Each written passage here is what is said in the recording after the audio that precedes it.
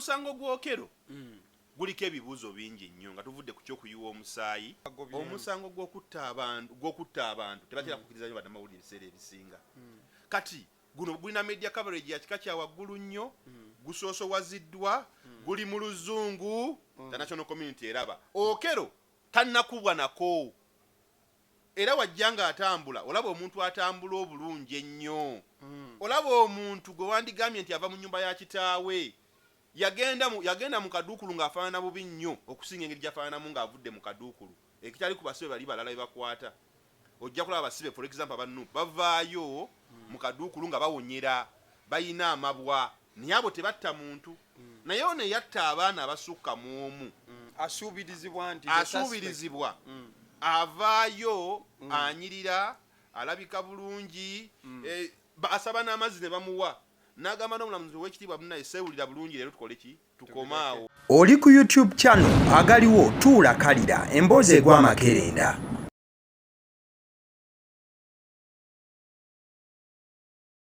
Mikwano gyaffe abatutwala mu nzikiriza nina ekibuuzo. Pasita ayitibwa buyitibwa Katonda. Kati ate mukyala pasita n'omwana bo bayitibwa ani? Ebiseera ebisinga osanga pasita nga yayitibwa Katonda, n'osanga mukyala we nga naye pasita, n'omwana gwe bazaala naye n'abeera pasita. Kati awo nja kusaba abategeera ebyenzikiriza mumpabulemu. N'omwana naye abeera yazaalibwa n'ayitibwa, kibeera kitya? Ndowooza kijja by osmosis nti pasita wayitibwa Katonda, ye n'ayita mukyala we, then mukyala n'ayita omwana. Abasidi omusiziri erinnya eryanga agaliwo gwe mukutu, ebyo bya one Michael babuuzeeko ne bajooga endiga. Basebo ne bannyabo tubalamusizza mu linnya lya Mukama waffe Yesu Kristu. Mwebale gye mutuusaako engalo. Tetukowa beebaza olw'okwefiiriza data ne mutulaba ku mukutu gwaffe kuno ogwagaliwo. Tuzze as usual. Banga libadde litambule nga tubaweereza. Naye tukomyewo weetuli. Amiina. Mukama atukulembere. Amiina. Kale okusookera ddala ensonga eri ku mmeeza, nsonga ya mwana mulenzi Christopher Okello Onyum. Ensonga y'okubeera nti asuubirizibwa nti yatta abaana bana eggaba ebadde mu ddiiro. Naye kati ekiri ennyo mu ddiiro kyekyokubeera nti ekitongole ekiramuzi kyasalawo omusango guno guteekebwe mu lujjudde, ne bakola kye bayita open court oba mobile court, nga bajja mu bitundu wammwe gye muli, ekkooti n'ekwajja. Era nga kooti kati ekwajjira wali kugaba community church grounds wennyini kumpi n'essomero obutemu we bwagendera maaso n'okubanga buba. Point of discussion is rotating so much around what happens in the mobile court, neeyisa y'omuvunaanwa n'engeri gy'akwatiddwamu n'ebirala. Tusooka okutuusa okusaasira kwaffe eri munnamawulire munnaffe mwana mulenzi amanyiddwa nga Ronald Mulwana, ku online bamumanyi nga PL on media, eyatomerwa emmotoka bubi nnyo. Abaakirabako ffe mukwano gwange kyali kibi nnyo. Engeri gyekiri nti emikutu gino emigatta abantu, obutambi obwo tetusobola butambulizaako. Tosobola katambi ako katuufu kasanga ku TikTok, tosobola katambi ako katuufu kasanga ku YouTube. But abaaliwo abalabako mu buliwo, mukwano gwange kwolwo abasinga n'eggulire lyabalema okukola, abamu ne badduka ne baganze Mukama kyantaasiza sikirabaako. There you go. Kati ekisooka waliwo kye bayita okuyiwa omusaayi. Omusango gw'Okello gulimu okuyiwa omusaayi. Abaana basooka ne battibwa, ne batugamba Okello yassa abaana abo. Tugenda okulaba nga n'emmotoka y'ekkomera yennyini naye nagwetadde mu kaseera ak'okufa. Tetumanyi mazima oba anaavaayo mulamu oba anaavaayo nga afudde. Katonda yakyamanya mazima naye nga kuba yembeera mwali. Ekituufu kiri nti zonna actions za kuyiwa musaayi. Kati kyesitamanyi eyamutomera ali mu kaduukulu oba baamuleka. Omanyi tulaba nnyo ekibaddewo ne tutagoberera kigenda kuddako, because kati ye yamutomera baamukwata ki ekigenda mu maaso. Driver yali mu mmotoka, yali avuga emmotoka eyo, beetaaga baveeyo batunnyonnyole, because waliwo negligence mu kutomera omuvubuka ono owokubiri naye musoso wazzaamu lwa nsonga toyinza genda kaserengeto kawanvu bwe katyo n'okakuba ng'ovuga reverse nga n'emmotoka za poliisi ezakkirira walaba zakkirira nga zizze straight nga zitunuzaayo kyenyi mu maaso so si reverse kati drive obukugu yabujjawa obumugamba nti agenda vuga reverse kuba yali agenda kutta abantu abasukka mu omu singa tebaali very alert it is unfortunate this man was not alert naye kuba abasirikale baabuukayo balina otunyonyola batubuulire eyatomera mulwana ye ali kuki baamusiba oba ne leero yatutta omusibe kugenda kumuwozesa kati omusango gw'Okello guliko ebibuuzo bingi nnyo nga tuvudde ku kyokuyiwa omusaayi tudde mabega wali abasibe bangi abali mu buduukulu nga balina emisango egirina layiti nnyo butawagira gavumenti abalala kusomooza gavumenti naye nga tebasse naye bo nga tebabawa attention eyo kubabuuza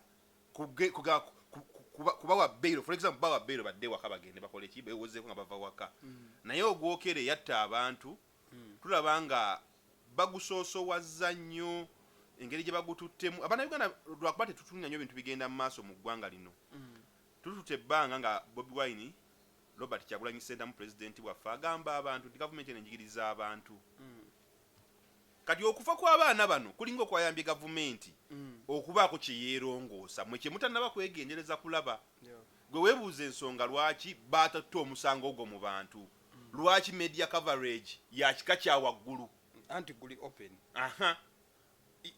tebagoba bamulye mu kkooti bulijjo nga tebagendayo naye era waliwo emisango gye babagobye omusango gw'okutta abantu tebatera kukkiriza nnyo bannamawulire ebiseera ebisinga kati guno gulina media coverage ya kika kya waggulu nnyo gusoosowaziddwa guli mu luzungu the national community eraba Okello tannakubwa nako era wajja nga atambula olaba omuntu atambula obulungi ennyo olaba omuntu gwe wandigambye nti ava mu nnyumba ya kitaawe yagenda mu kaduukulu ng'afaanana bubi nnyo okusinga engeri gy'afaananamu ng'avudde mu kaduukulu ekitali ku basibe bali balala be bakwata ojja kulaba abasibe for example abannu bavaayo mu kaduukulu nga bawonyera bayina amabwa naye abo tebatta muntu naye ono yatta abaana abasukka mu omu asuubirizibwa avaayo anyirira alabika bulungi asaba n'amazzi ne bamuwa n'agamba n'omulamuzi w'ekitiibwa munaye seewulira bulungi leero tukole ki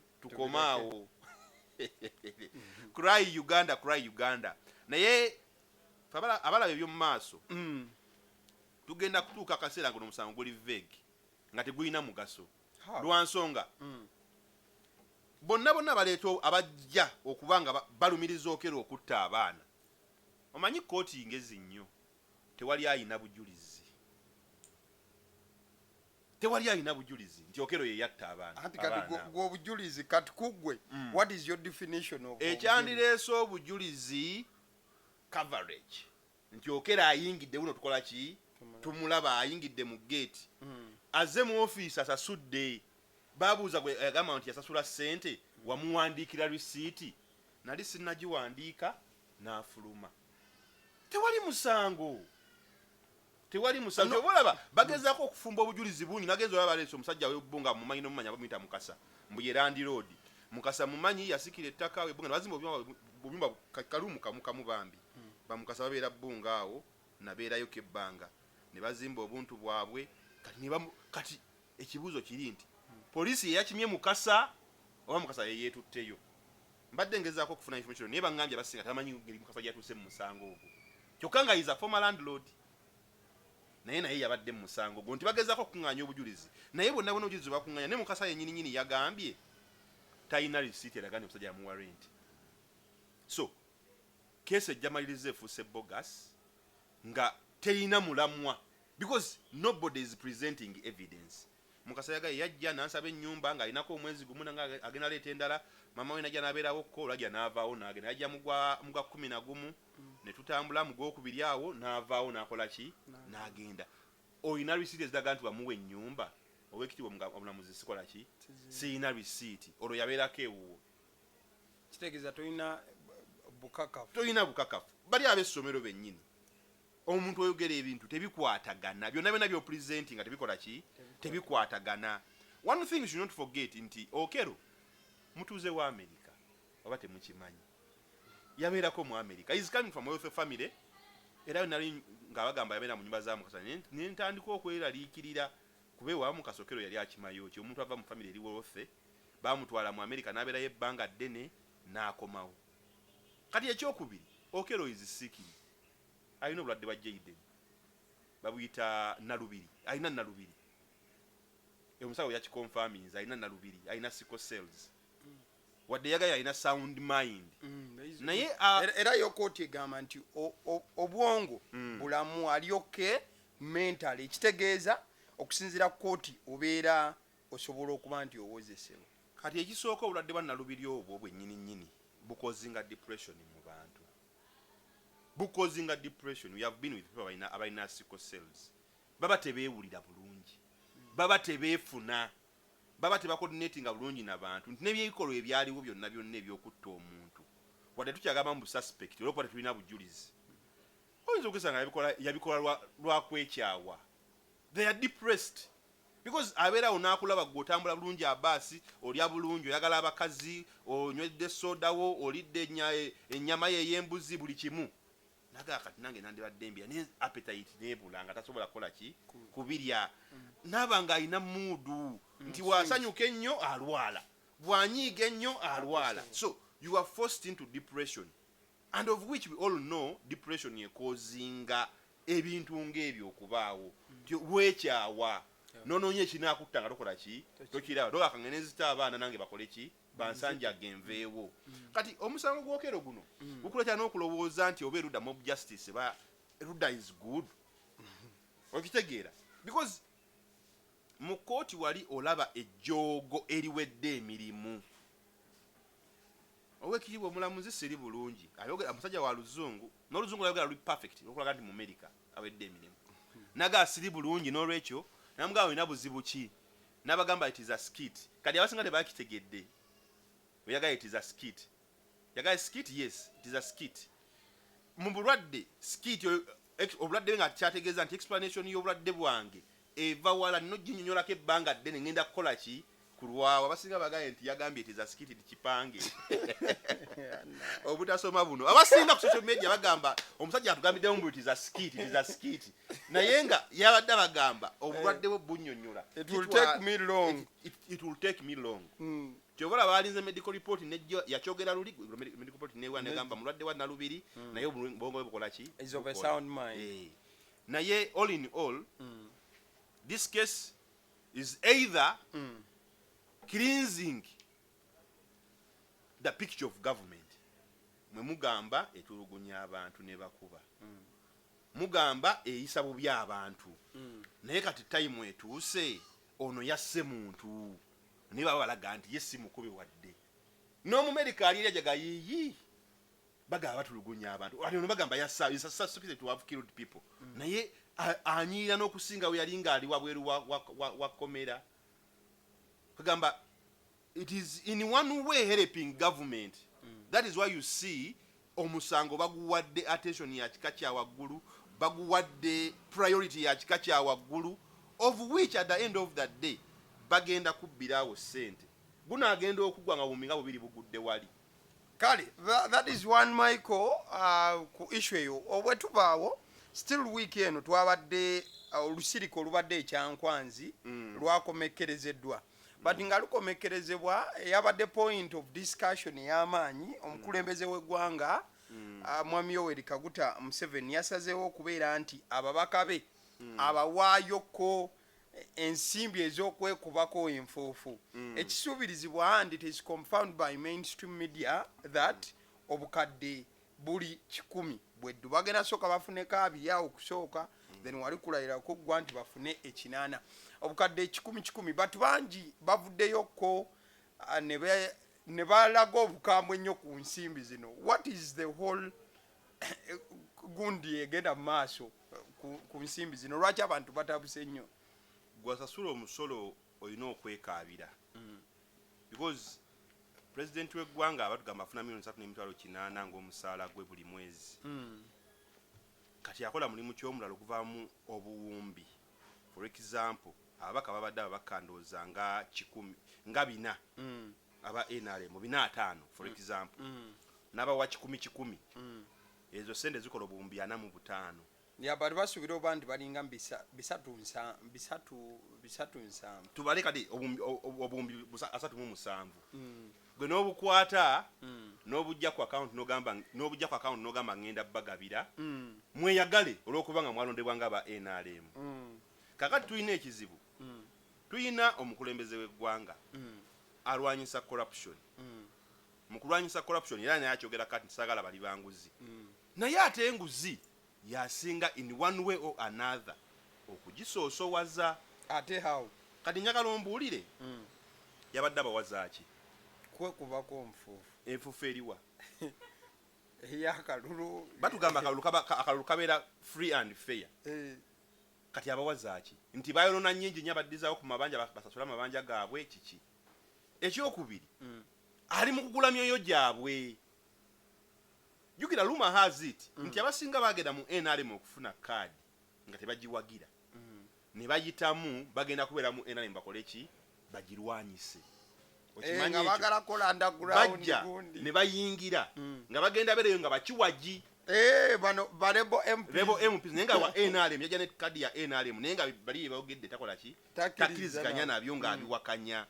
Kadi omukulu yabakutte kiwumba tutu ku macha nga bukyali n'abaweerawo ssente nkuwadde ya 2 yabagaye kubako omuntu gwawadde miliyoni 2 ago agenda mwongera ekinana already ali assured of ssente ez'okumuyamba okugula ebyambalo. This is how taxpayers money is wasted. Ne tubeera mu nsi terina malwaliro gategeerekeka, terina masomero gategeerekeka, enguudo tezitegeerekeka, naye nga yo omukulembeze w'eggwanga agamba nti ayagalaliza nnyo Uganda ebirungi.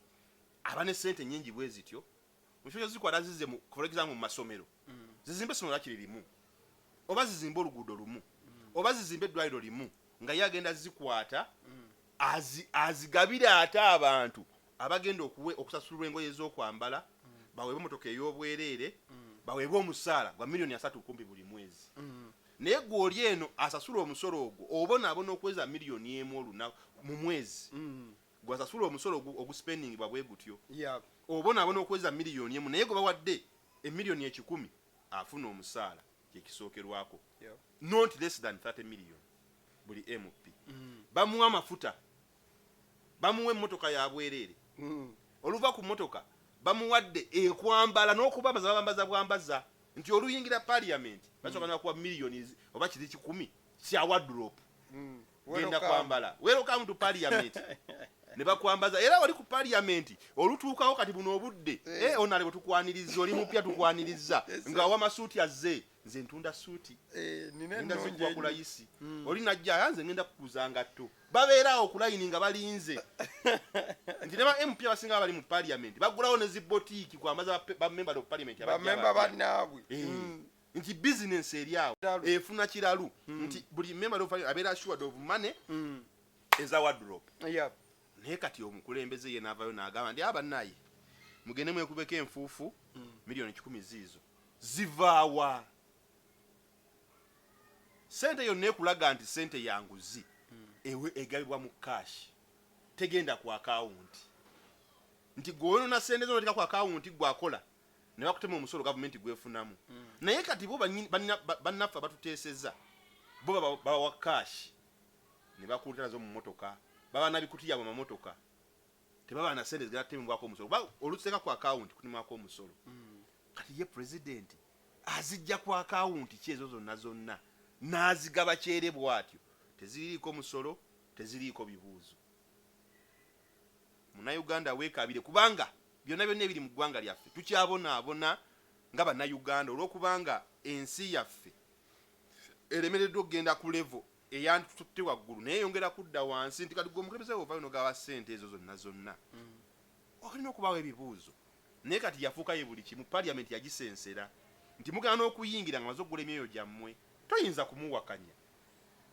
Tulina amateeka agenda okujja mu maaso awo waliwo oli baagala okukyusa mu constitution ekisanga kive ku myaka 5 kigende ku 7 kati abamaze obbagula waliwo ayinza okukiwakanya waliwo ayinza owakana emyaka 7 nga bakuwadde 10 abasajja ogambe nedda bakuwaddeko 2 ogenda oyingira ng'obanja 8 naye waliyo 8 kiri eri waliyo 8 waliyo 8 kalaliise eryo nga ligenda bagala kyusa mu constitution ku byamateeka lwe bagala okyusa ebirala era ku byamateeka mawo yakyogerako recently banakiwakanya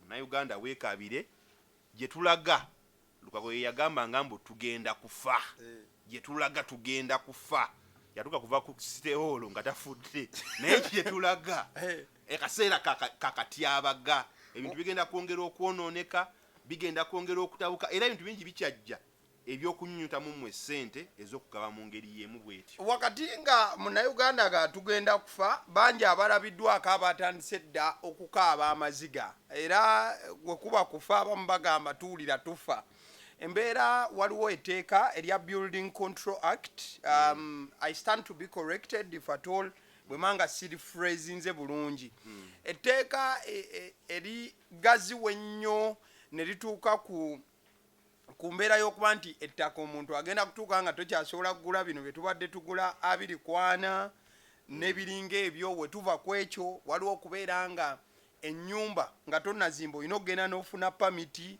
wabula ne womaliriza okugizimba okugiyingira olina okuba nti era ofuna occupational permit okusobola okuyingira ennyumba munnange gye weezimbidde bakira bakusaye nga wagiyingira nga tewafuna pamiti ekinaakugwako ojja kunyumiza ku neighborwo.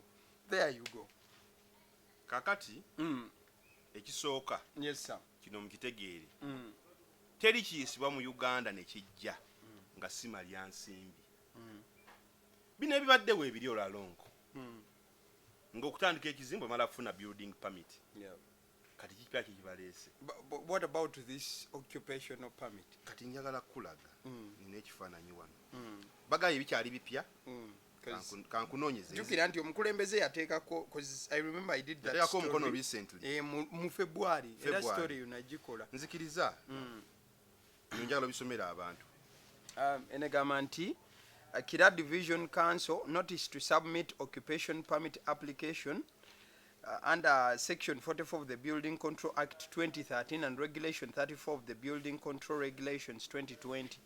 Okusinzira wano anti kati okyanguyiriza omusomero omulabi olupapula luno wano waggulu lulaga nti under Section 44 of the Building Control Act 2013 etteeka lya 2013 and the regulations 34 of the Building Control Regulation 2020 mu 2020 ne bongera ne bakola regulations, so that means etteeka balikozeemu. This is an amendment.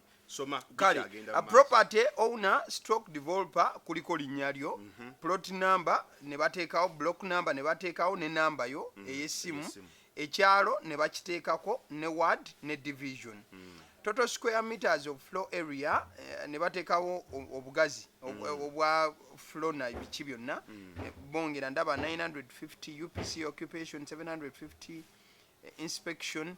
In accordance with Section 44 of the Building Control Act 2013 and Regulation 34 of the Building Control Regulations 2020, you are required to notify the Building Committee of the practical completion of the building in accordance with approved plans and apply for an occupation permit from the Building Control Committee. This notice serves to remind you to apply for the occupation permit for the building on the above mentioned address within 14 days from receipt of this communication. Your application must be accompanied by the following documents. 1. Receipt stroke payment of the applicable occupational fees. 2 sets of as-built drawings for the building. 2 sets of as-built electrical drawings. 2 sets of as-built mechanical engineering drawings. 2 sets of as-built structural engineering drawings. A certificate of fitness of the electrical installations issued by an engineer. A certificate of fitness of the mechanical installations issued by an engineer. Certificate of suitability form 8. A certificate of practical completion and any other document as may be required by the Building Control Committee.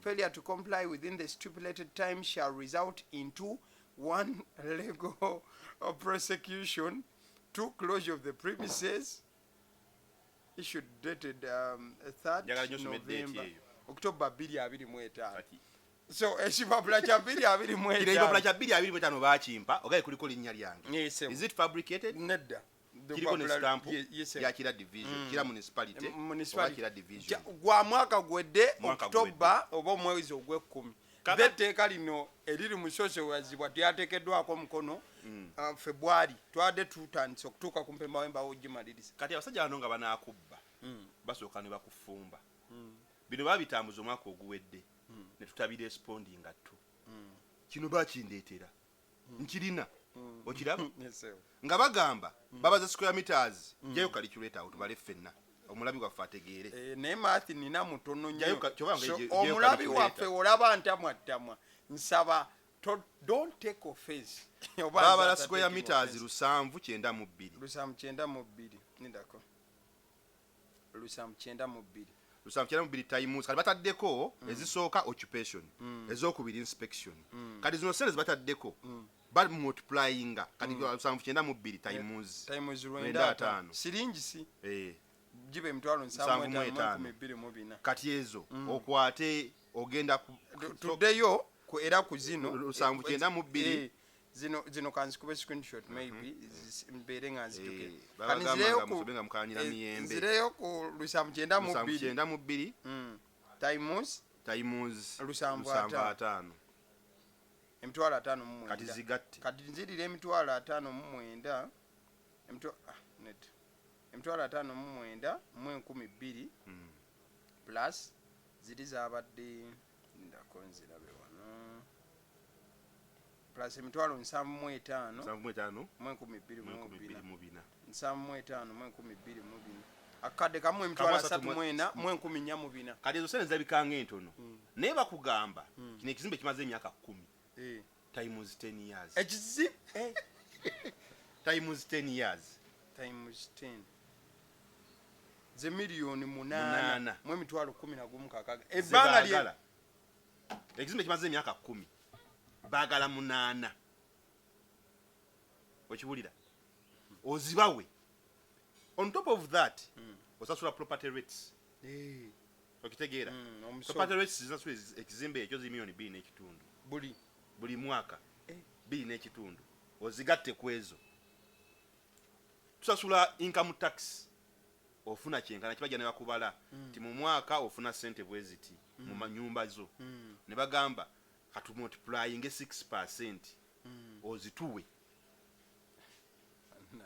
nti time etuuka n'olaba nga n'ennyumba ze wazimba tozifunamu nga tezikugasa because at the end of the day basenguka abapangisa bavaamu omupangisaebbanga lyemala nga terimu muntu alimu naye bo tebabitunuulira ne bwe binyonnyola otya bagala tetumanyi oba kibaawo tekikola ki tekibaawo kati etteeka lye baleese lino si ppya basooka ne batunyiga omwaka oguwedde ekipapula kyali kyakusatu kyenva okulaga nga babimpa batandika na mwaka guwedde nti bagenda okukola ekintu Museveni agenda okukisayininga nga babadde bagezaako okukola ki okusika mu matusane zigaana nga baga tugenda kuggalawo naye kati bagwa ku bantu nze muvuka yankubire yagendayo n'abimpeereza ku WhatsApp nangamba enkya tugenda kujja tusibawo ne mugaawo n'abozza okusibawo onkubira nange nenkola ki nembaawo tosibawo nga sikola ki nga siriiwo nangamba ngaoyogeza bukambwe koze si bukambwe njagala nkulabeko gwagenda okusibawo n'atajja najja after 5 days we yakomawo nangaye okuva mu kirabi kibi kinzeeyo ya occupational permit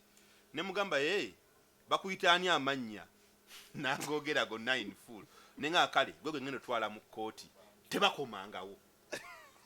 tebakomangawo era baddamu okudda wano mu November bakomawo okukola ki okukomawo we yakomawo nga mulala ne mugamba yasooka beta yakuwa lipooti ki nangamba tewali lipooti bino nese bipya konze ahambalira mu nabibala ne mugamba byongamba byonna mbimanyi gwe bakuyitaani amannya nambuuza amannya for what ne mugamba nedda njagala muntu ngendo twala mu kooti annyonnyole tuteseze wali ne basirika kati bayisize etteeka we have a challenge nti tulina gavumenti omukulembeze ye waawulira nti ekintu kirimu okukola ssente he happily signs kasa kibamu okukola ssente kagezera kudde eri gavumenti he happily signs kyovala yasayininze etteeka eryo naye njagala mutegere bannayuganda batulaba nti etteeka lino si ppya etteeka libaddewo balirongoosezza kwongera kulumya bannayuganda kati twongere tugambe nti amendment za 2026 kwataawo calculator zibadde 792 square meters soko ojjeko okay 792 792 square meters 792 bagambye muteeke epya bwe bakusanga tolina occupational permit buli square meter ya mitwalo 4 buli zino zaate square meters square meters ya mitwalo 4 obeera osasula miliyoni 3 owa square meters 792 obeera osasula miliyoni 3 mu emitwalo 6 times 10 years ekizimbe kikibaddewo times 10 bwe bukadde 316 baba balina kitwala butwazi okumanya abasajja baagala self tuli mu property byetwogerako tubimanyi I have a client he has spent time without paying tax anyway with the dealers in government nga bamubuzaabuza he has so far sold 5 properties because of tax bamukubye biru ya income tax ne property rates nga alina kutunda properties ze nga 8 okwetaasa omusolo obutamusiba for the last close to 15 years. Adajukira abomusolo it is an authority sorry. For the last close to 15 years. Omanyi kigamba abantu bulijjo nti nno abomusolo it is an authority. Bowuliranga ekigambo authority. For the last close to 15 years he has sold not property nti yemu an estate. Natunda ennyumba ze nga 8 zirimu estate yemu ng'ennyumba badazifuna mu miliyoni nga 18 omwezi n'azejjako asasula omusolo gwe bamubanja gonna kati bwe binaatuuka mu occupational permit building permit ekibaleese kanji kunyonyole njagala nnyo okwogera nga mbirabako omukulembeze w'eggwanga asaba ali mugamba n'alisayikako omukono yali mu parliament nga baliyita building control amendment bill kati ekyennaku ekisinga okuleeta obuzibu nti etteeka libeera weeriri naye olw'okubanga baagala bannayuganda bakitegeere bababbe bulungi bakikomyawo in a new form ne bakola amendment nifo n'abalyogerera walabye Herbert Ziwa si ali birimu tomumanyi nti wa NTV bamuwa omulimu kati omuntu ajja nayogera with authority but Herbert I think tachakola yaliwo NTV n'avaayo kati bamuwa omulimu abaki akolanga PR kati bamuwa omulimu they bring someone you can confide with noga olaba oyo yakyogedde bannaye nga muga ekituufu nti time etuuse omukulembeze yateekako omukono omukulembeze kati their target is mainly on buildings ebyamaanyi ennyo zino zikalina for example hotels olina hoteli ogizimbye bagenda bala square meters bala square meters bala floor ya munda yokka n'ekikomera bakibalirako n'abala road reserve ne bagibala kati hoteli space gyebeeramu ziba ssente mmeka parking road byonna babala square meters ezo tabala kizimbe kyokka batunulidde amasomero owa private weekaabire did you get an occupational permit nga tonaba kuzimba somero eryo ng'ovudde nebyokuba nti ddyo liwandiise simanyi olina gundi ya ministry education kati tugende ku kizimbe nga wonna obadde osasula emisolo gyonna gye baagala ne kati bagenda kujja ku kimazo ze bagamba nti zaabwe waliwo ekisanja Museveni kyayita kisanja akuna muchezo nekino kinyandibali kisanja akuna muchezo bakati kino kyakubalagako waliwo kyayita akuna muchezo nazanya buzanya ati nekino kyakubalagako mbadde nkyakujjira batunulidde amakyaki atayina fomo kyaki weekaabire waliwo kyaki eziriwo nga togenda zinyeenya wazo zayimirira dda nga nyweyo naye kati gwe simanya shabalalalalala malalalala weekaabire fomo churches I think bayinza ozireka naye gwe washabalalalalala okaguddeko batunulidde emizikiti batunulidde za arcade apartments kubanga ebyo byonna bigwa mu kirasi ekizimbe ekiwanvuwa nekisukka mita 12 mu kuwanvuwa eyo kirasi ey'ebizimbe bye batunulidde ne bagenda mu kirasi B ozimbye ennyumba yo ya malidadi naye eringa kalina eyambukamu naawe ogenda zisasula. Kati kiraasi C bakujjako ntono nnyo si nnyingi kubeera n'enfuna, naye ate ekigenda oleeta obuzibu n'abateeka etteeka lino mu nkola tebabimanyi, era ojjala nga baze ku kikomera kyabwe bakonkonyi twagala building permit, naye batunula nnyo ennyumba ezivaamu bizinensi, naye olw'okuba tulina abatukulembera tebasomesa abantu babakolera, ojja kulaba nga baze ne mu makaago nga bakukonkonyi, because at the end of the day woba ozimba ekisookerwako you go for plan approval. Ingini yakubira pulaani olumala okukubira n'ogendayo ne batunulira structures, ne batunulira electricals, ne batunulira bills of quantities, ne batunulira mechanical, buli kimu. That is the norm. Kati kyemba nkugamba nti bino bubbi nti ogenda mala okwaprovinga pulaani yo okole buli kimu bibadde nga weebiri nti kye bagezaako okukola it has been happening, people have been doing it. Okujjako kye baleeseemu ekipya kyekya occupational permit eyo okubirako abantu ozimba bajje balabe woogenda osula walungi, kubanga oli waba yakyapulovinga lwaki ate okomawo okumpa permit mbw abantu bajje ng'oli yampa permit ya plan ekitegeeza nti byengenda ozimba byakakasibwa nti biri ki muzuuli. Kati gwe question eri ku ate osindika otya omuntu omulala musasule ampe permit ey'okuyingira okujjako nga omuntu gw'okozesa mu office tomwesiga. It is wastage of resources and this is why our government is struggling. Tusasula sente nyingi ziyambe naye tezikola nti you keep employing more people, you employ and employ for no good reason. Land zibina ebimaliriza nti land ziwogendayo ne bakonfirming ettaka lyo ofunye ekyapa wogenda ku plan approval n'ogenda ku ministry okwaprovinga plan yo kyebasooka okusaba evidence of ownership which is the land title. Bagaseke barua ya LC leero luli wadde ng'olina ekyapa ettaka lya Kabaka bagamba leeta ebbaluwa eva mu Buganda Land Board n'ogifuna n'ojja nayo neraga nti ettaka liryo. Kati bagaseke ebbaluwa ya LC akumanyi. Kati ekibuuzo ekijjaawo nti waliwo ettaka lyaba balinamu interest bo bennyini nnyini ng'oli yaga akantu ako nkaagala. Okitegedde omunene yagamba akantu ako kola ki nkaagala, ogendeyo bakutambuze bagana okukapuluvinga olunaku lukyusa ye ng'oli yazaddewo ekizimbe kye kuba yalina ssente be bali mu system. Towulyanko we baali bagambye nti gavumenti yatuuka ekiseera ng'ettaka eritakozesebwa egenda kuba eritwala tewakiwulirako.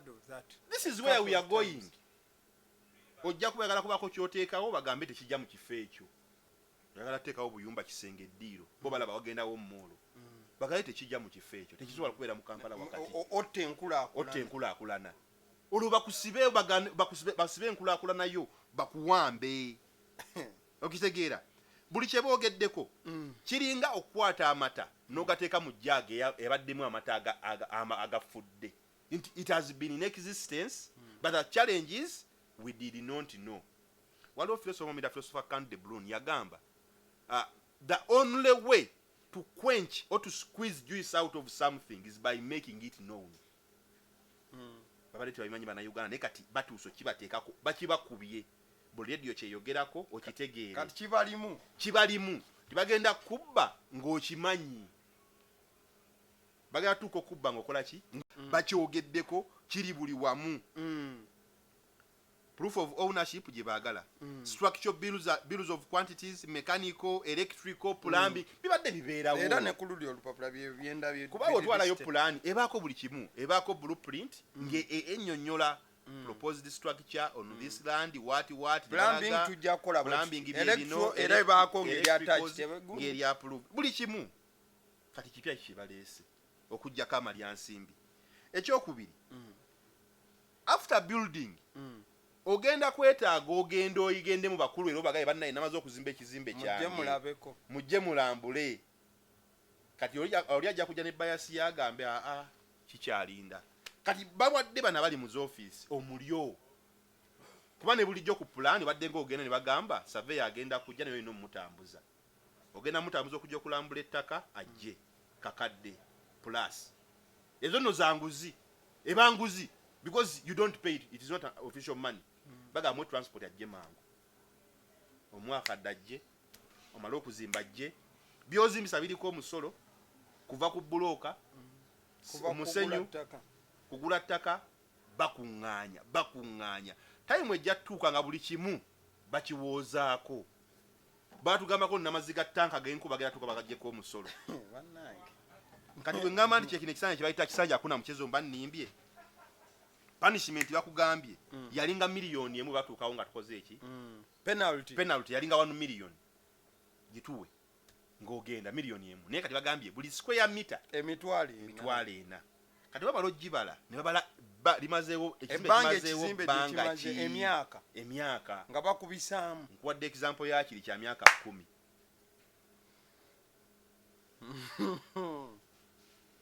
wetubagamba nti ensi yetaaga enkyukakyuka abasinga bagamba tuli mu bulumi bagamba tuli mu kwejubisa naye well these things are needed okuteeka ebintu in order but why now? Why are you this late? After 40 years gwengojja okola ebyebintu after good 40 years you come to implement such things. You were supposed to do them earlier. Just imagine if 40 years back bakiteekawo nga kirina okukolebwa wandibaddewo akaaba anti kati eno starting point. That is the 40 years why now nga bakirese kati nga bagenda kubayako n'emyaka gy'emabega. Tunulira omusajja yazimba ekizimbe kyamaze emyaka 2 bagenda mukuba fine ya myaka 2. So there is need for negotiation. There is need for sitting on a round table and handle matters amicably. There is need to respect Ugandans. Balekera batwala bata Uganda ng'ekyokusaaga kuba bagambye tugenda kujja osasule fine oba tuggalewo ennyumba yo. Omuntu asulewa babagobye mu kibuga. Trade order. Nti the orders are coming. More orders are coming. Bakugobye. Ogenze ku mabbali. Ozimbye yakayumbako. Obeera mu kiteezo. Ozimbye yakayumbako ogenda kolerayo dduuka lyo. Bakugambe occupational permit eriwa, building permit eriwa. All of that is money to be paid. There is nothing free. If you really need that, if you really feel like you want to improve Uganda, mwagala tereza Uganda yaffe. Make those things free of charge. We pay tax. Tusasula omusolo. Bibere bya bwerere. Okitegeera. Omuntu ajje njagala kwetereeza. Ajje mu office yo omugeka tujje tukole ki tulambule. Because these workers are paid.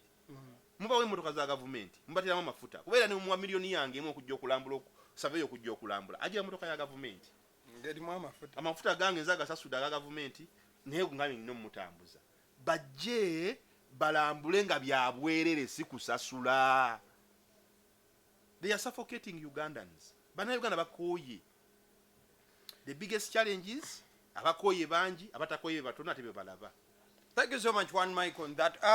Dwada yogera ku nsonga y'enguzi gye twatandikidde eri. But omu kuba culprits oba wekino kuyitibwa omukyala Agnes Nandutu point blank yasindikiddwa eruzira amaleyo emyaka 4 bweddu oluvannyuma lw'omusango gw'amabaati okubeera nti gwamuse mu vi. Wabula mukazi wattu yali yeewozaako yagamba nti amabaati agawerera ddala 1,000 gaanonebwa ne gatwalibwa mu mikono gya poliisi. Era n'agamba nti nze amabaati 3 agaali ganvunaanibwako nago nagasasula. Okisegeera. Kati n'agamba ekyo kitunuulirwemuko omulamuzi ng'okola ki? Owewulemuko. Era n'asaba adrisi baleme muyingiza jeera omusango baba muweyo asaavingire bweru. N'agamba maama we mulwadde abaana balina olabira n'ebisigadde. Naye omulamuzi oyo yawulidde ebyo byonna n'akwatibwa ekisa namuga kale bakusiba emyaka 4. There you go. Kakati mu buli kimu kibaamu gye bayita saddaaka. Nti buli kyokola weegenderezanga nnyo obutabeera saddaaka y'abalala. Buli kyokola weegenderezanga nnyo obutabeera saddaaka y'abalala. Omusango gwalimu ebikonge bingi sijja byogera kuba toyagala nkolere bantu. Ebikonge byali bingi ebyali mu musango ogwo. Ebikonge abantu babimanyi. Mubimanyi ebikonge ebyali mu musango. Naye lwaki mubona bakuta Agnes Nandutu? Byonna bajja mabaati mu nyumba zaabwe, bagajja mu bitundu byabwe, agaali galina kubeera ekkalamoja, gaali gakola kyehoyima, gaali gakola kyekayunga. Kati bonna abo baalina okuyoolebwa ne bateekebwa mu kaduukulu. Bonna but because we are living in a country erimu gye bayita selective justice nti bajja maliriza bawadde awatali waabwe yagenda okukola ng'ekizampo twawuliddeko recent awo omukulembeze yadde agamba nabe nasonyiwa baali babba ssente ne bannegaya nenkola ki nembasonyiwa nandutu ekyakulemesa okwetonda Nandutu even apologized to the president. yeetondera kooti yalwawo namujju aba yagala ne yeetonda nga bukyali because we all know the supreme leader of this country the supreme court No. person oyagala nkolera abantu oyagala nkolere bantu nti gwe wogenda gyali ajja kukkiriza kyoyagala aba amanyi nti but Nandutu yeetonze Menyese. n'agamba netondera yayogedde leeti appointing authority yampa obwa minisita yayogedde leeti kati ekisooka mu appointments ezo ezikolebwa mubamu ebikono bingi era we don't even know how Nandutu came on that list because he had even come independent okimanyi ekyo yesimba mu kamyufu ne bakamukuba najja n'awangula independent ne bamuwa ekifo ekimutadde mu bizibu byalimu singa yasigala mu mawulire ge teyandifunye bizibu byalimu ebyo naye okwagala okutereeza embeera ne bamuterawo amabaati ne bajja ne bamugamba bagamuwadde nze njagala gano nasuzaako omusajja omulumu mu nnyumba naye yaŋŋamba the reason that's why we have poor roads in Uganda bino kambyogere is because abagabana be bangi bajja kugamba ogenda kuwera ekkubo ssente mmeka ojje okole ebbiru yo olumala okugikola batwalire omukulu agaye mumuwe ateekeko omukono olumala ozaapuluvya ngambe ngenda kwogera mu sente zibanategeera bannayuganda for example miliyoni 2 agaye mumuwe 2 byagenda akole ki akole ekkubo kati olutuuka mu office gye zigenze ministry erina ozikuwa woogenda minisita ngagamba nze okuwa ssente ezo njagalako 20% yange oba omuwaayo 2 gaba 20% gikube mwawo zandibadde miliyoni 4 roughly miliyoni 4 ku 2 miliyoni 4 agamba gange kati minister alina permanent secretary agambe nyagalako 10% ezo nkaka zikoze eki zivuddeko kati eyo gune ina financing officer waayo naye agambe nyagalako 10 olwo milioni zigenze mu 8 osigaza 120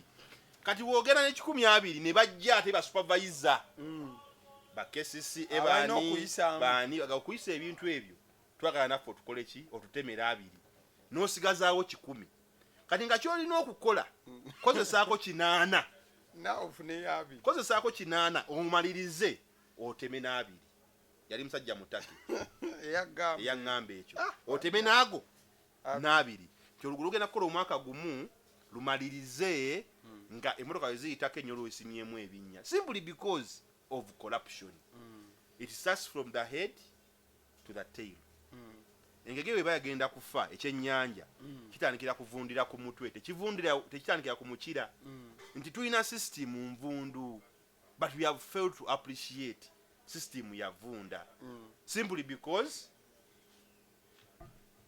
buli avayo n'ayogera agenda kusibwa buli avayo n'abaako kyawakana agenda kufuna emitawaana naye nga ye ensi gye tukola ki gye tulimu n'olwekyo omulokole musiraamu mukatuliki mu orthodox buli wa ddiini ye buli w'oba osabasabira ensi yeekole ki etuuke ekiseera ng'etegeerekeka because kye tulimu ensi tekola ki tetegeereka kati Nandutu yaweereddwayo nga sacrificial lamb mu bonna abaali mu musango ogwo ngenda kiyita kusonyiibwa baasonyiibwa naye ekibuuzo kyandibadde nti ekayunga gaali gakinyeeyo ki gaali gakola kyehoyima gaali gakola kyesoloti neneriba wesoloti gaali gakinyeeyo ki byebibuuzo nti singa twali mu nsi nga tukyalina Idi Amini bonna abo bandibadde mu kaduukulu but because the challenges balowooza mwe naakwata oyo bagenda kukola bino naakola bagenda kukola bino naye kankwate ono omu yaba akafiiramu but there is still hope Nandutu basobola okukola appeal I still believe ebeera ya 14 days basobola bayinza okuba bakola appeal nga appeal egenda muyamba bajja muta and I believe in President Museveni ye kyaba ebiseera ebisinga kyaba ayagala okulaga nti he has the power sawa yonna asobola okugamba mu mutadde yewaka agenda ate n'ekirala ekkomera bakusalira emyaka ena giba ebiri tegibeera ena babalakiro na misana wemugamba kale away from that as we are getting ready to wind up omukulu honorable Nsibambi gye buvuddeko ono yava mu fadda kya FDC ne yegatta ku NRM yabaddeko kale abadde akyogera enfunda eziwera naye this time round abantu bakyerevetise ne bakiwa omuzinzi gw'amaanyi yabaddeko NBS awo ng'ayogera ne Kanale Mugume n'agamba nti waliwo abakulu mu NUP nti omukulu omu ali mu ba top 5 abatwala ekibiina ate omukulu omulala mwali mu kibiina era MP mulamba nti bano balina law firms zaabwe nti zifuna ssente okuva mu open society kitongole kyabwanakyewa kiri bweru eyo kivujjirira nnyo ensi zino ezeetaaga obuyambi naddala legal representation naki bawa ssente musobole okubeera nti abasibe abeetaaga obuyambi naddala ba political prisoners kati ng'agamba nti abakulu abo babiri legal firms zaabwe nabo nti bafuna $1,000 lumu ku buli musibe ali eruzira era nti ensimbi ezo bazifuna zikole for legal representation n'okubeera nti ne famire z'abasibe bano bafunayo kaakantu wabula muno omuyanyonyoledde n'agamba nti ye bwe yagenze nayogerako ne maama wa Sauda Madada yamugambye nti ffe situfunangako kantu konna wali kyetulaba kanagamba nti abasibe okubeera mu komera nti NUP ekifunamu ebitannalabika. There you go. Ekyomukisa omulungi yegatta ku NRM agaye President Museveni abasibe bonna abate wabata NUP ena kyefuna because lulabika lutalo lwakufuna kyaba akola agambe President Museveni abasibe bate NUP egwe because it is logical. We all know why has he been silent all along. I don't nga ina byamanyi. Why did he go with the camera nga agenda okola mama wa Sauda Madada lwaki yagayo ne camera namukwata ebibya yoga nabigira nabimugamba kose. We have a problem with Ugandans naddala elite community oba elite society nti tubeera ntulowooza abantu abasoma nti bategeera nnyo naye gye bakoma okusoma n'okusiriwala.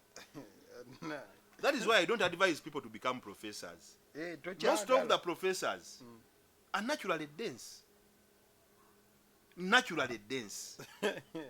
Lwaki onnabakuba akalulu lyokotandika okugera ebyo ebigambo. Nze nfuna nnyo obuzibu n'omuntu avaayo ng'amaze kuwangulwa amaze kufiirwa n'alaga ennaku ye ng'alumba kyabaddemu. This guy has been in opposition nga opposition. Bamukuba akalulu n'atandika mpola mpola. Naye bwe nanyoga naye mugamba kiweemu akado yala nga yekase ku NRM. Twagenda omulaba ng'ayingire bamukwasiza essaati n'emutuuka bulungi. Oyinza ogamba fitting bagimupimyeko. N'anyuma naye nga yayogera byali byenkanawa. Yatugamba baatesa ne President Museveni nti before Feb abasibe bonna bagenda kubeera abate kati baliwo abate. There is what we call post-election madness. Kyovala omusajja ajja kamera n'akawa n'agamba ekyo kibadde ekirooto kyange banzi ba miliyoni lukaaga olulabika. Sebo abagagga babayo nga bameka bomanya atalabika ssente zaabwe. Abasajja babayo nga ne ba Hasani balaba betwalaba nga abalinga abasiiwufu naye nga yalina skinning ekola bweti naye nga gomulaba nga musiiwuufu engoye zayambala engato gyakuba ekulaga miliyoni olukaaga naye omusajja abadde bulijjo atambula bintu yambala atunga bigoyegoye abanzi balukaaga nti tayimu etuuka nobeera exposed. Post election madness netandika okugenda nga yejjayo mpola kakati ye yabijjawa. Omanyi tulina obuzibu nti omulagambe mbwe alina n'obujulizi obutannalabikako. Gundi yatugamba nga atya lubo wasaava dino wasaava yagamba nga alina obujulizi bwe bamutwala mu kkooti yagamba atya teyagamba nti yali abisuubira busuubizi nti buli woosoma ennyo there's a level gy'otuukako n'ogweddalu nti bw'ofunamu ka depression even being overconfident nakyo kiba kibi ebiseera ebisinga. That guy was overconfident ne bwe mulaba ayogera nabawa amasannyalaze nembawa amazzi nembakolera enguudo nembakolera biki ebigoma ngenda bishima nti ye yali amanyi ateeka okulya akalulu bamwagala nnyo. Omuntu akugamba nti yawonye parliament yagenda okujja mu kalulu kano nga mulwadde muyi yava namuddwaliro bweru wa Uganda najja nga bamusibye olubuto yena balupiirapira yena bamusibye n'ayogera ng'olaba ali mu mbeera mbi mulwadde naye ng'abantu bategeera. Ekisooka bannayuganda akulaba n'ategeera reasoning capacity yo n'agamba ono omukyamu oyo omusajja bane bali bava mu FDC yasigalayo. FDC nga bazo gye exposing anti egabana ne Museveni nga bawadde ekutya sene mu kalulu akaggwa okulwanyisa Kyagulanyi ye n'asigalayo nga mukulembeze and he was expecting Ugandans okuddamu okumulonda. Bamala okumumma akalulu n'agamba kantukirize ekirooto kyange ekyokusaanyawo opposition era kyaliko. Njagala nnyo omuntu ayogera ne evidence teka table evidence oyo professor asomesa bamateeka kati nibe yasomesa ntanso basaasira gobe otya nga omusomesa we yayogera kazambi oyo abakulu bangi abayise mu musajja oyo bangi nnyo and a lot of guys give him a lot of respect naye kati bagenda bajja yali musajja musomesa wa maanyi nnyo ku setendekera. Lumulu kwago yagamba saagala nakwogera ku byakola ki saagala nakwogera nti oli musomesa wange kubanga ndaba nga nkola ki nga nswala. Nalukola we yasomeseza yagamba ye taliyingira byabo. Nalukola n'agamba professor watugamba toyingiranga politics wawengira politics akwe exposinga and that is what is in right now is being exposed. Meaning he knew yali amanya amazima nti woyingira politics akufuula omusiru kati kyalimu obudde buno nze buli muntu avaayo n'agamba nti mbadde opposition noyingira n'ogamba kati nsirisa you lie like an envelope nogala negase kwenaalemu oyingidde gy'oyagala walungi eno kyanoonyaayo ki kati gondaga nti oli opposition kati nga Munyago agamba opposition naye ngagamba nwalanisa Nuupu tuwe ensonga zo but you don't have valid reasons. You don't have bamalala gumite ebyo mulembe bobeerabira nti Nuupu eri kukaseera akutama ne generation eriwo generation gye tulina kati ya gumite balina tambulira ku ekyo naye gwe novayo Munyago n'ogamba nti tebalina busobozi gwe buliwa bw'oyina nga obululu bwafuna bwamuluka mu ggwanga lyonna yafuna bululu bwamuluka nti tuli munnamuŋŋoona n'afuna bwalino zooni bwokka 3 nze neewuunya ne TV ze yafuna bululu bwamuluka Munyagwa mugaati gwa bbata nagenza omulala juzi ng'ali ku mbozi ya Best Hotel bye byalina okubeeramu bannange ebyeggwanga abiveeko yagaye yayingira mu Best Hotel byalina okubeeramu Munyagwa yagwa kati nono gundi agenda ku ekyo Professor Nsibambi atuuse mweyo level but again tukimanyi alwanirira wa minister bagenda mu ministry because Museveni he awards people who work for him he awards them era ministry gundi ejja list y'aba ministers Apple oyo gundi ateeka okuba ku Nsibambi ajja kufuna ekifo Mpuuga ajja kufuna ekifo Munyagwa bagenda muwe ekifo bonna waki Munyagwa banamuwe ekyewakazanyirizo waki bagenda muyirizayo ekifo olaba bayiririza mawo bwa minister bwa MP ne bakola peche anno laro peche baddenga tebaddeyo laro peche tebaddeyo kifo ekyo kipya laro peche is a new constituency noonya ani yali abadde mu ekyo ekifo cause laro peche nagira abajuzi mukugaba cards I think kibaddeyo ng'ekitundu nga gye kiri laro peche nenga sigama nti constituency cause laro peche nalaba bakamukoledde gye kirungi kya Museveni nti womukolera akusasula sibula tuve wano basebo ne banyabo munzikirize mbanjulire Haluk Property Agents and Managers Limited ekitongole ekyewaayo okuyamba oyo yenna eyazimba ennyumba z'abapangisa naye nga tozifunamu nga zikubonyaabonya amateeka gago gaze mangi baagala occupational permit baagala building permit baagala bingi nsolo gufuuse mungi ate bamala okukulyako olemu okufunamu twekwate tukuyambeko tukusetingire ekintu nga ssente za buli mwezi ozifuna mu budde ate ng'ozifuna without crying nkise kukaaba lwa nsonga mukaaba nnyo ffe bwe tuli obbayamba tuli batendeke tulina experience ya kika kya wagula ate betukoleddeko batujulira tuyamba n'okudevelopinga ojja kuba n'ennyumba ng'ekiremeseza ofuna abapangisa wakola compound mbi we have service providers abatereeza ebiri kimu ne bakitereeza n'ofuna facelift n'ofuna ennyumba ng'erabika bulungi kwegamba nga esikiriza omuntu ogitwala ekyokubiri tuyamba mu by'emisolo tuyamba mu renovations and very many other things. We also sell land oyina ettaka likutuulire tolina aligula tukubire tukufunira abaguzi nemba nabiri kwasatu tujja bafuna gye bali bangi ate ekyomukisa omulungi gwe owabiri kwasatu teyagenda kutabanya mu byane bya occupational permit baba bamanyi ogenda zimba kayumbako lwakubeera abatamanyi bagenda batawanya bwe buzibu tuli aba Halk Property Agents and Managers Limited 0774 75 81 97 oba 0702 75 81 97 jangu tukuyambe ofune muntu yozo. Thank you so much. It is good to have you back. Tukwaniriza sebo. Abasajja bagambe batujjeko amaanyi. Fe tukolera ggwanga. Bye tukola yabalabanga bikyamu. Babitereeze. Batereeze bityo tulwanyisa otunoonya tebiyamba. Baleke tukole. That is one mic for you. Abasidi omusuzire erinnya lyange. Agaliwo gwe mkutu kwe tubeera. Thank you so much. Mukama batukumire mugira mbayo mweraba.